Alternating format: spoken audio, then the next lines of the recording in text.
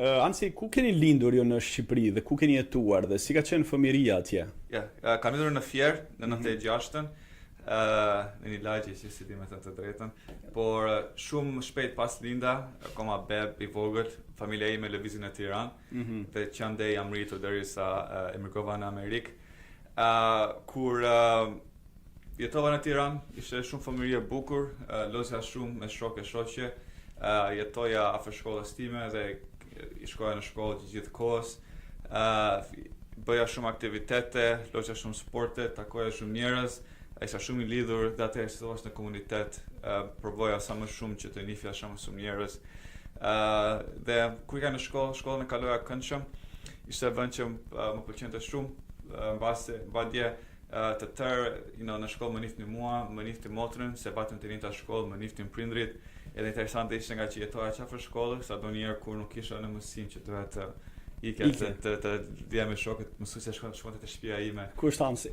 Thoshe mamit edhe mami, pastaj më thoshe mua edhe se bëja më pastaj sa kohë. Po ishte shumë gjë e bukur, fëmia më ka pëlqyer shumë, më ka dhënë shumë karakter dhe zot doja të ndryshoja për asnjë lloj gjëje. Në fakt e vërtetë, në Shqipëri jeta është pak më ndryshe se sa këtu, por ju keni ardhur në moshën 13 vjeçare këtu në Shtetet e Bashkuara të Amerikës, një moshë delikate që është e vërteta. Dhe ishte vështirë për shtatja me bashkëmoshatare që ishin rritur ndryshe këtu në Shtetet e Bashkuara të Amerikës. Po, ishte shumë e vështirë. Janë bota komplet ndryshe.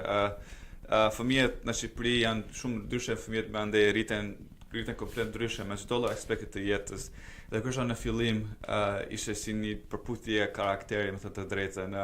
Jeta ime ishte shumë ndryshe me jetën e fëmijëve, karakteri im ishte ndryshe me karakterin e fëmijëve, humori, biseda, fjalimi ishte komplet ndryshe dhe donjëherë stononte aq shumë sa futesha në telasje me shkollën se nga që ose bëja shaka që fëmijët e i mirnin për keq ose i mirnin për ofendim që thjesht shaka që bëja gjithkohë në Shqipëri që komplet ndryshe, ose si dhe sa çik më agresiv ose më arrogant se duheshe, pa asnjë lloj ligji, pa asnjë lloj gjë të keqe, thjesht ashtu ishin mësuar dhe ata nuk e kuptonin.